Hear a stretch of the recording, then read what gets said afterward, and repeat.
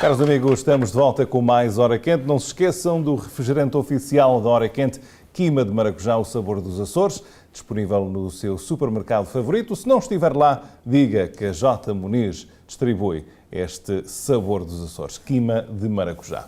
Esta noite temos o prazer de receber um amigo que vem de fora, sim, vem de Nova Iorque, onde vive já desde 1975.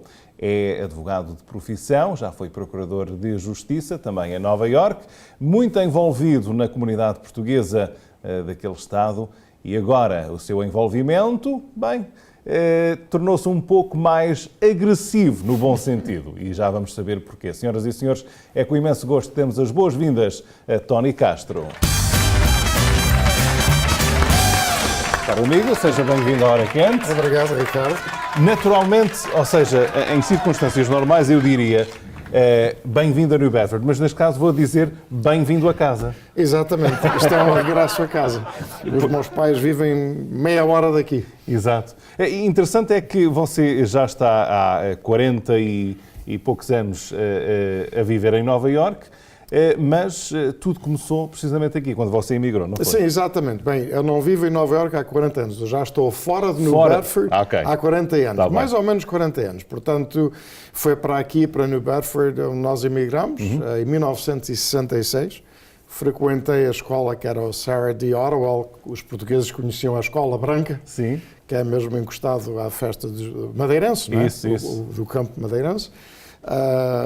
Vivi lá no Davis Street, fazia parte da Igreja Imaculada Conceição, não é? E depois frequentei o Normandan Junior High School e depois, claro, mais tarde o High School. Até foi o primeiro ano que o High School, no Bedford High School, era novo em folha. Foi nesse ano, estreiei o High School. Em 75 foi quando eu graduei aqui de New Bedford. E depois de graduar de New Bedford High School foi quando eu comecei a sair para fora. Frequentei uma escola privada em Connecticut, em Suffield, Connecticut. Até fica muito perto lá de Ludlow e de Springfield, não é? Estive lá um ano e depois frequentei o Harvard University, não é? Em Cambridge, Massachusetts, outra comunidade portuguesa. Estive lá 4 anos e depois tirei 3 anos antes de ter entrada no Boston College Law School. Portanto, nesses 3 anos fui para New Jersey. Portanto, trabalhei em Newark, New Jersey, outra grande comunidade portuguesa, e vivi lá perto, não é? E depois, em 83, foi quando eu regressei a Massachusetts, mas para frequentar o Boston College Law School. Depois, quando graduei em 86, foi quando eu realmente me radiquei em Nova Iorque. Fui para o Bronx District Attorney's Office. E vamos recuar um bocadinho e já vamos entrar mais em detalhe sobre algumas coisas que mencionou, mas é natural de Ilhavo, portanto vamos mesmo para o início. Para o início, sim, exatamente. E quando é que vem para os Estados Unidos? Nasci em Ilhavo e vim para os Estados Unidos em setembro 13 1966, para ser exato. Tinha 9 anos. 9 anos. Tinha quase 10, mas pronto, tinha 9 anos. Tem memórias vivas do tempo que viveu em Portugal? Lembro-me perfeitamente, claro. Tinha 9 anos, estar em Portugal. Completei a 4ª classe em Portugal. E depois, quando vim para cá, lembro-me quando aterramos no Logan Airport. Lembro-me muito bem as casas serem diferentes, as autoestradas serem diferentes. Claro, em Portugal, na altura, não havia autoestradas.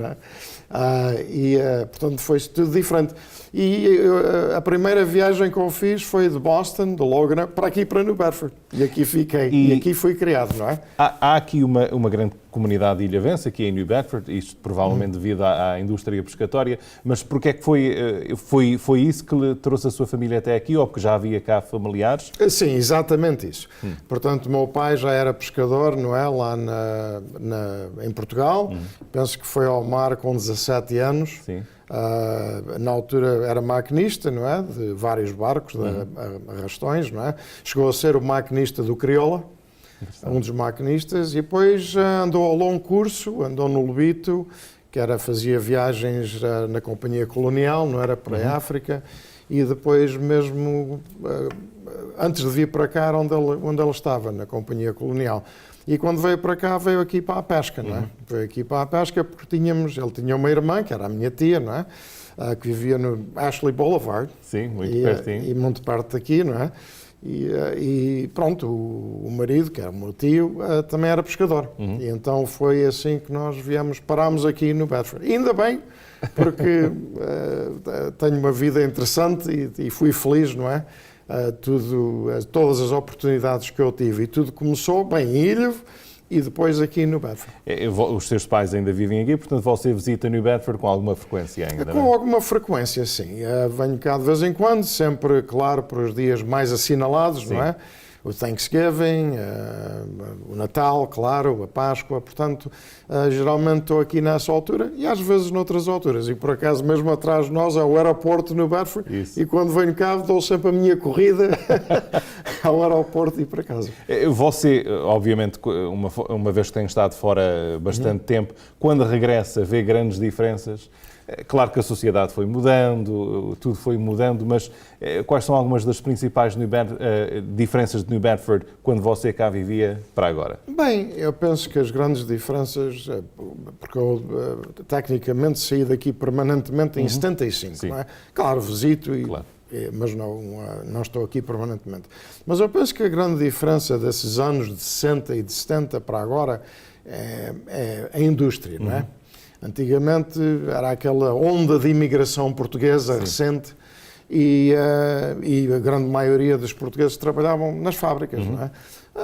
Claro, hoje as fábricas quase não existem, os portugueses já estão muito mais integrados, não é? Sim. E, portanto, há essa diferença, já não são aqueles... Pronto, o imigrante recente já é um português mais integrado na sociedade americana. Portanto, eu penso que isso será, no meu ver, sim, as duas grandes diferenças. A que altura na sua vida você decidiu que direito seria o caminho a seguir para ser profissional? É muito interessante, porque tem a ver com o New Bedford. É que, como eu disse, eu frequentei o Boston College Law School, graduei em 86, mas comecei a pensar em Direito no meu último ano no Harvard University. E qual foi a razão? A razão foi que, na altura, não havia muitos advogados portugueses aqui em New Bedford e a minha intenção era regressar a New Bedford e trabalhar com a comunidade. Sim, sim. Porque, claro, eu conhecia a comunidade muito bem, fui aqui criado, foi aqui que eu joguei ao futebol, não é? No Clube de São Miguel, ajudámos a formar o Clube de New Bedford Sports, os Júniores de São Miguel, e, portanto, queria regressar a casa para ajudar a comunidade que eu conhecia, e sabia que na altura havia necessidade de ter pessoas a nível, portanto, de um advogado na comunidade, porque, como eu disse, a comunidade na altura geralmente era, e a maioria da comunidade era trabalhadora, não é? Portanto, eu soube e pensei que havia essa necessidade e pensei em vir para cá. Mas, claro, na vida nem tudo corre como planeamos, não é? Pois é, isso é verdade. E então, pronto, acabei por... encontrei a minha mulher futura, não é? Que ainda hoje estamos casados e com 2 lindos filhos, não é? E ela era de Nova Iorque, descendente de italianos, mas de Brooklyn, Nova Iorque, e depois acabámos por, ir para Nova Iorque, e em 86, quando eu graduei do Boston College Law School, acabei por ir a trabalhar para o Bronx District Attorney's Office. Aí está, ingressou logo num grande emprego, saindo da universidade, podendo estar a trabalhar no que eu acredito ser um gabinete de procurador de justiça que havia muito movimento. Era talvez o gabinete, não é? Talvez mais, não digo mais importante, mas pronto, aquele que mais trabalho tinha, sim, especialmente nos anos de 80 e 90. Lembre-se que nos anos de 90, Nova Iorque chegou a ter 2.200 homicídios por ano. Uau. Atualmente está em 300. Portanto, uma grande diferença dos anos de 90. E, claro, foi uma experiência tremenda para mim. Claro, aquele espírito aventureiro que eu sempre tive, de português. Sim, exato. E pronto, foi um desafio tremendo, aceitei o desafio e acabei por ter até grande sucesso no Bronx District Attorney's Office, não é? Porque quando eu saí em 2001, já tinha o posto de chefe adjunto dos homicídios e dos grandes jurados. Portanto, é um gabinete com talvez 450 procuradores. Não é um gabinete qualquer. Pois. Não é um gabinete pequeno, é dos gabinetes dos maiores nos Estados Unidos. Exato. E, claro, dos mais importantes, e para ganhar experiência não houve lugar para mim, como advogado, como Bronx District Attorney. Experiência e confiança, não é?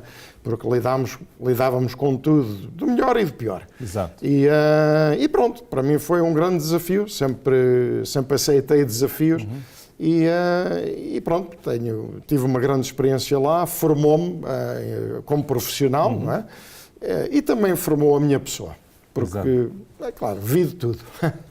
Acredito, e eu sei que chegou a julgar dos crimes mais graves que há, homicídios em primeiro grau, por exemplo. Sim. Foi você, o advogado, que julgou naquela altura vários casos dessa natureza. Como é que é possível, agora isto falando em termos humanos, manter uma frieza, porque tem que haver, em julgar um caso tão significativo? Bem, eu não digo frieza, eu penso que tem que haver alguma simpatia, empatia, Sim. não é, para a vítima e a família da vítima. Isso. Portanto, foi sempre isso que me motivou. Portanto, até ao contrário, eu sei frieza no sentido de calmo. Isso. Mas não frieza de coração. Não. Portanto, a frieza, sim, de ter calma, não é? Porque, no fundo, o que me motivou foi ajudar uma comunidade, claro, pobre, não é? Uma comunidade, portanto, ignorada, não é? Como todo mundo sabe, não é? E eu, portanto, tive grande prazer em ajudar muitas pessoas, como Procurador de Justiça, ajudar em conseguir justiça para as vítimas e as famílias das vítimas. Foi esse o que me motivou a mim. Durante quantos anos esteve ao serviço desse gabinete no Condado Uns de Bronx? 4 a 15, foi entre 14 a 15, desculpe. Só saí em 2001, depois de já ter atingido mais alto nível, não é? Já tinha feito julgamentos do crime mais alto em Nova Iorque, murder in the first degree, não é? Ou seja, homicídios de primeiro grau. Tenho indivíduos que estão a servir sentenças de 25 anos à vida, que eu lidei com eles, não é? Claro, pessoas mesmo horríveis, não é? Sim. Tenho um outro indivíduo que está a servir 50 anos à vida e tenho um outro indivíduo que está a servir uma sentença de vida, portanto, permanente, não é? Para dar uma ideia do nível com que eu estava a lidar. Depois de atingir esse nível, claro, procurei outro desafio. O interessante é que, na altura, via, claro, o CSI, não é? O Law and Order, os programas da televisão, e tudo, pronto, via a televisão e via esses programas e perguntavam-me a mim, Tony, o Law and Order é verdadeiro? É uma coisa exata? E disse, olha, para ser franco, dizia sempre às pessoas que me perguntavam, para ser franco, eu nunca vi um programa completo porque eu adormecia. Porque eu lidei com a realidade, não é? Isso.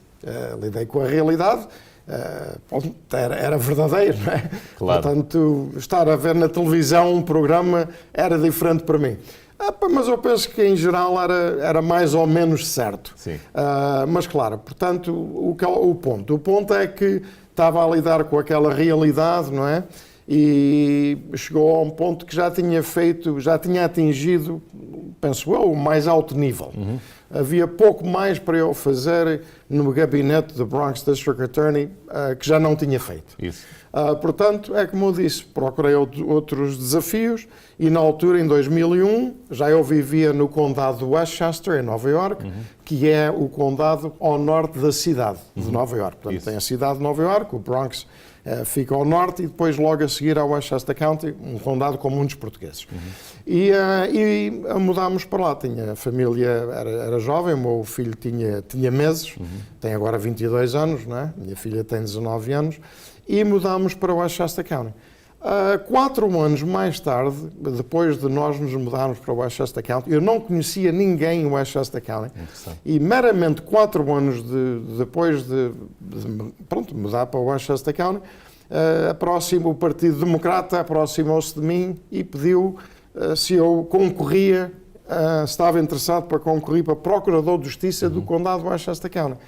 Westchester County, para pessoas que não sabem, é dos condados, nos Estados Unidos, talvez dos mais ricos e dos condados que têm o maior número de educação, ou seja, mais que 50% da população do Westchester County tem bachelor's or graduate degree, né? Portanto, tem educação, tem estudos, né? Claro. Portanto, é para fazer uma ideia. Portanto, não é um condado qualquer. Sim. De qualquer maneira, pediram para eu considerar concorrer. Na altura, a procuradora é uma pessoa até muito famosa e bem conhecida pelos Estados Unidos, que é a Jeanine Pirro, Sim. que é a comentadora no Fox News. Portanto, ela era a procuradora na altura, com todo o poder, não é? E eu penso que não havia democratas que queriam enfrentá-la. Sim. E depois perguntaram-me a mim e se eu, se tinha interesse. Claro, mais ninguém tinha interesse de enfrentá-la. E eu disse, pronto. Então falei com a minha esposa, claro, e amigos, e decidimos entrar na competição. Foi uma decisão fácil, porque aí já está a sujeitar-se a outro tipo de escrutínio. Não é que não tivesse a trabalhar como procurador no gabinete do Procurador de Justiça, mas agora num cargo eleito com a responsabilidade da Justiça, mais a mais num condado, como você estava a dizer, Pois. cujas pessoas são super exigentes. Exatamente.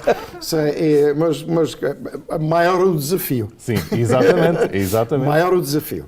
E mais eu aceito. É aí é que está, um homem que gosta de desafios. E portanto, o que aconteceu é que, começámos, entrei sem conhecimento nenhum da política. Lembre-se que eu só tinha 4 anos no condado, Sim. portanto conhecia muito mais pessoas aqui no Bedford do que conhecia, ou aqui na zona de Massachusetts, né, do que conhecia lá. Mas, de qualquer maneira, decidi concorrer e, no fim, que essa foi difícil porquê? Porque tinha que angariar fundos, não é? Claro. Uma campanha, hoje em dia, a nível de condado, em Westchester, custa mais ou menos $2 milhões. Uau! Okay? Na altura, que foi em 2001, portanto não foi há muito tempo, eu angariei $100 mil. Uau!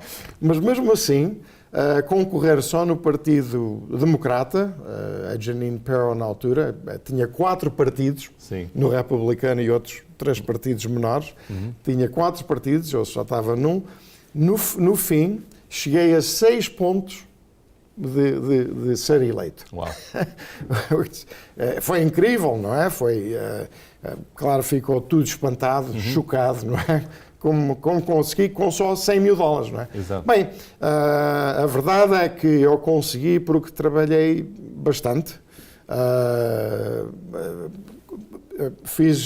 Tive a intenção de conhecer o condado da melhor maneira possível, portanto, visitei todo o canto do condado, estava em quase todos os eventos, as paradas, as festas de verão, não é? Sim. Eu lá estava com os panfletos políticos, não é? A distribuir a minha informação, e foi, como se diz aqui nos Estados Unidos, it was a grassroots campaign. Exato.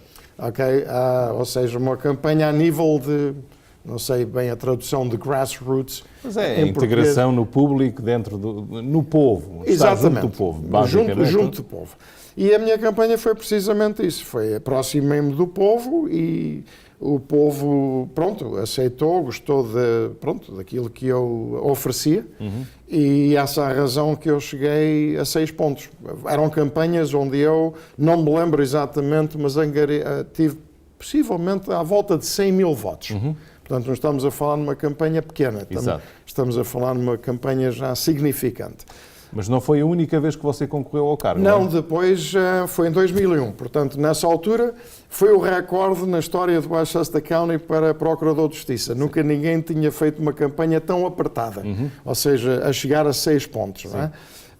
E depois, em 2005, novamente, foi difícil, portanto, eu tinha, a família era jovem, tinha os meus miúdos que eram pequenos, a minha esposa ficou em casa a criar os miúdos, não é? E, claro, eu estava a trabalhar na minha profissão como advogado, não é?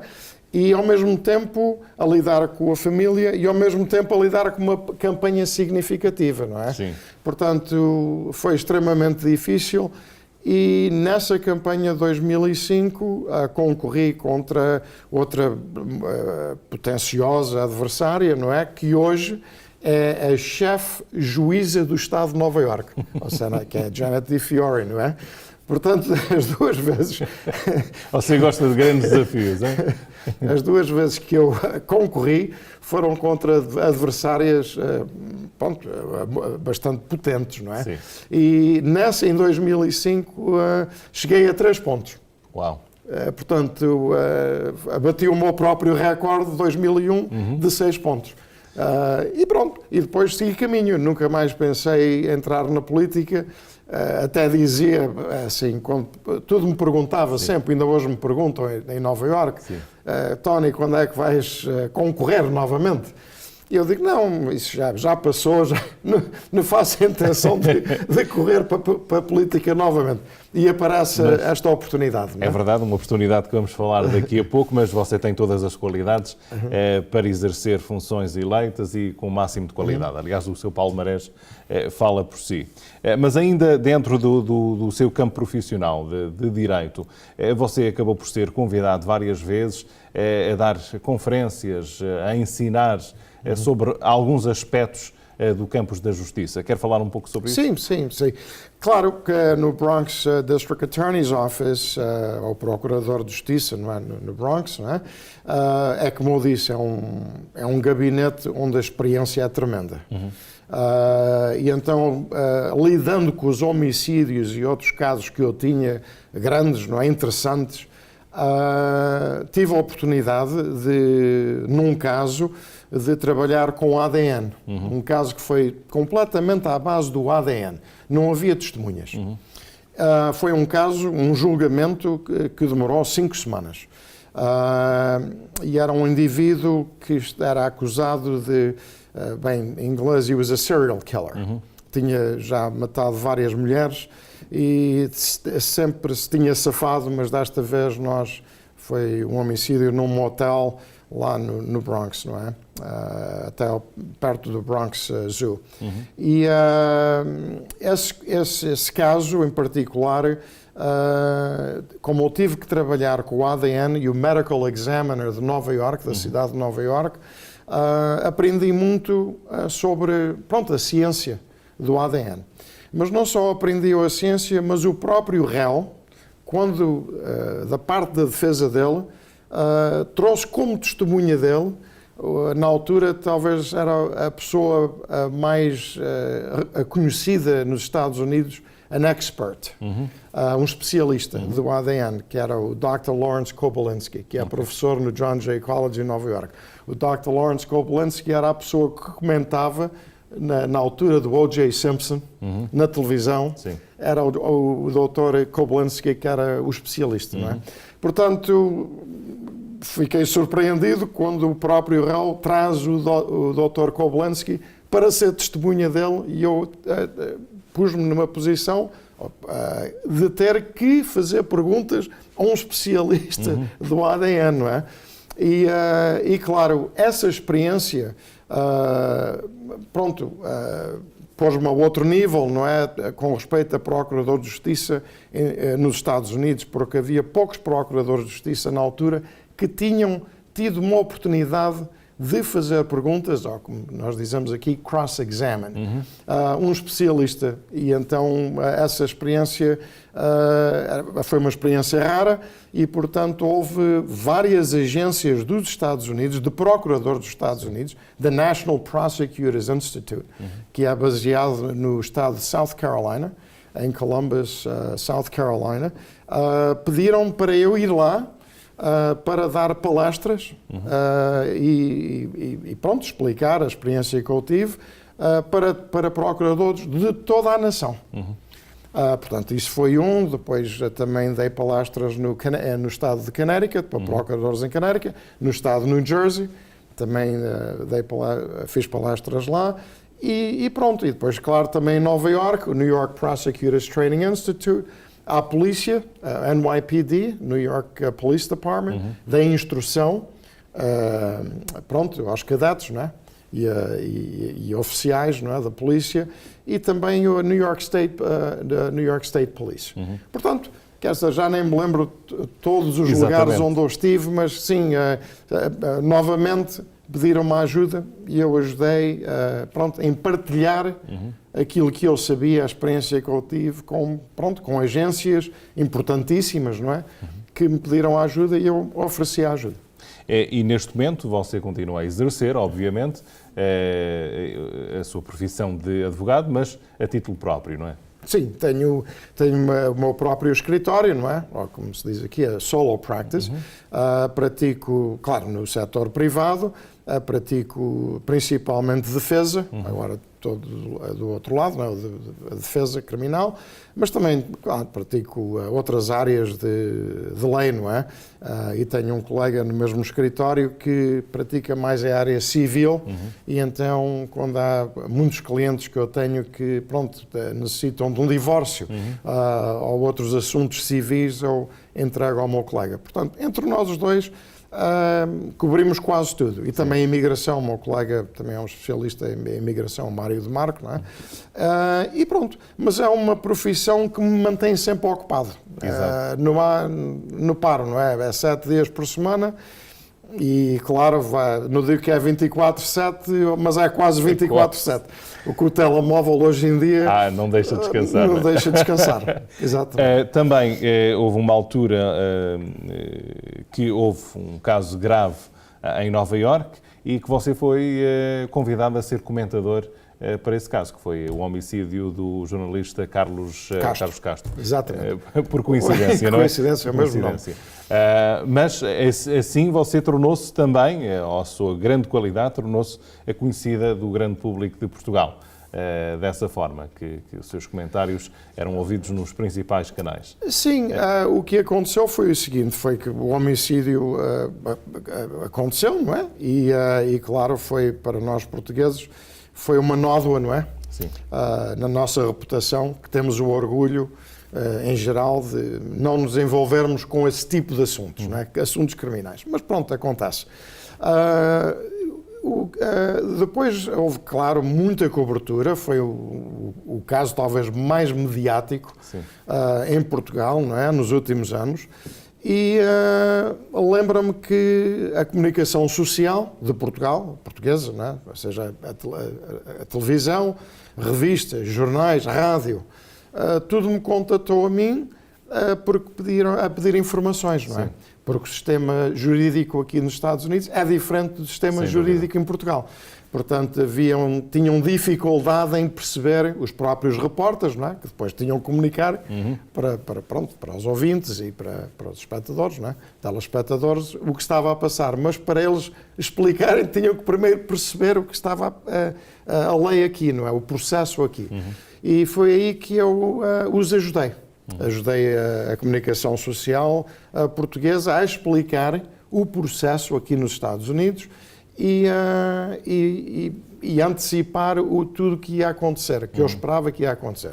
E, por acaso, tudo que eu disse que ia acontecer, aconteceu. E pronto, eu penso que hoje, com a experiência que eu tinha, não foi difícil. Mas, de qualquer maneira, é como eu disse, cheguei a ter, no meu escritório, havia dias que tinha mais que uma dúzia de telefonemas de Portugal, da comunicação, para tentar explicar o que era. E pus o meu trabalho ao lado para ajudar a comunicação social portuguesa, porque no fundo sabia que estava a ajudar a comunidade portuguesa, não é? Exato. Porque a comunidade portuguesa tinha grande interesse em saber o que estava a passar. E essa questão é a questão que vamos falar agora, é o seu envolvimento no associativismo português. Você foi, durante muito tempo, presidente de uma organização portuguesa em Nova Iorque, uma das mais respeitadas e conceituadas. Como é que surgiu essa ligação? Bem, depois da primeira campanha, em 2001, claro, a comunidade portuguesa em Westchester ficou a conhecer-me, como eu disse. Eu só vivia no Westchester County 4 anos, Claro. pouca gente o conhecia. Mas depois da minha campanha em 2001, claro, fiquei a conhecer muita gente e muitas pessoas me conheceram a mim, não é? Em particular da comunidade portuguesa, porque tiveram orgulho de ter um português a concorrer para uma posição tão alta. Penso que foi a primeira vez, especialmente no condado de Westchester, àquele nível. E, claro, a comunidade pediu-me se eu, participava, se estava interessado em participar na Associação Cívica, ou seja, the Portuguese Civic Association of New York State, que já existia desde 1973, se não me engano. Foi formada em 76 oficialmente, mas já existia em 73. Ou seja, que era a comunidade toda de Nova Iorque, que era os clubes, ou os centros comunitários, que há 11, ainda continua a haver 11, que vai de Rockland County para Westchester County, por a cidade, Jamaica, Brooklyn, na cidade, e continua para Long Island. Sim. Portanto, há 11 clubes ou centros comunitários e a Associação Cívica era a associação desses clubes todos, não é? Portanto, havia certos eventos, celebrávamos sempre o Dia de Portugal. Sim. E pronto, aceitei o desafio porque, claro, há sempre dificuldade, não é? Em pessoas se darem o tempo e serem voluntários, seja a organização que for, não é? Tudo diz que não tem tempo. Se não tem, eu também não tenho, mas faço tempo, não é? Claro. Quando é importante. E claro, fui mais ou menos uma década que eu fui presidente da Associação Cívica. Entretanto, houve a oportunidade de nos juntarmos com um grupo que era mais de Long Island, que era o NYPOLC, a New York Portuguese Leadership Conference. E claro, aceitei em juntar os dois grupos, porque vi que realmente era o que era melhor para a comunidade. Juntar a comunidade. Foi sempre essa a minha intenção, ajudar e juntar a comunidade. E pronto, tivemos uma reunião, juntámos o grupo e depois formámos a cooperação, que continua a ser Portuguese American Civic Association of New York, DBA, or Doing Business as NYPOLC. Entretanto, nos últimos anos, o NYPOLC tem explodido num sentido bom. Sim. Quer dizer, está em tudo, está envolvido com tudo, estão a ter um grande reconhecimento, não só da comunidade portuguesa, mas até de Portugal, não é? Sim. Ainda agora tivemos a fragata, não é? A Dom Francisco de Almeida, e foi a NYPOLC que ajudou a fragata, convidou a fragata, não é? Lá esteve em Nova Iorque. Fizemos lá uma reunião com os marinheiros e com os oficiais e foi uma maravilha, não é? Demos um bocadinho de Portugal a estes marinheiros que servem a Marinha Portuguesa, não é? Marinheiros e oficiais, não é? Portanto, é isso e é muito. Continuamos a fazer o Dia de Portugal, a festa do Dia de Portugal. Temos uma gala enorme, onde temos umas 400 pessoas por ano. Geralmente é feito lá em Long Island, não é? Portanto, dividimos os eventos por todas as comunidades, para sermos justos com todos, não é? Temos também uma competição de misses para envolver as jovens e vários outros eventos. Mas é uma associação que, como eu disse, está a ter cada vez maior reconhecimento, não só dentro da comunidade, mas mesmo em Portugal. E o Tony hoje mantém-se como presidente emérito desta organização. Exatamente. Então um cargo vitalício. Exatamente. Quando eu pensei que também já estava fora da Associação Cívica e do NYPOLC, pediram para eu, como advogado, para dar alguns conselhos e estar sempre pronto a ajudar. E, claro, aceitei. Muito bem. Aceitei. Vamos fazer um intervalo, voltaremos para falar num novo desafio que agora surge na sua carreira. Temos o prazer esta noite de receber o advogado Tony Castro e agora candidato a deputado pela Assembleia da República no Círculo de Imigração fora da Europa. Voltaremos já a seguir com mais Hora Quente. Fique connosco.